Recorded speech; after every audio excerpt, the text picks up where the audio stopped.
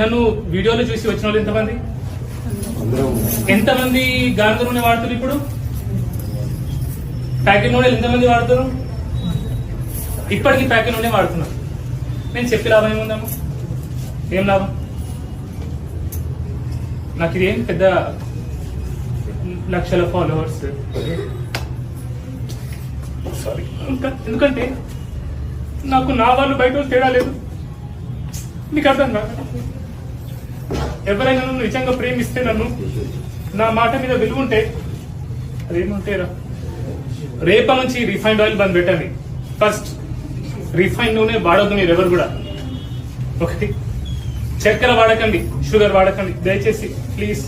మీకు చిన్న చిన్న పిల్లలు ఉన్నారు, ప్రేమిస్తారు కదా స్కూల్కి వెళ్ళే పిల్లలు.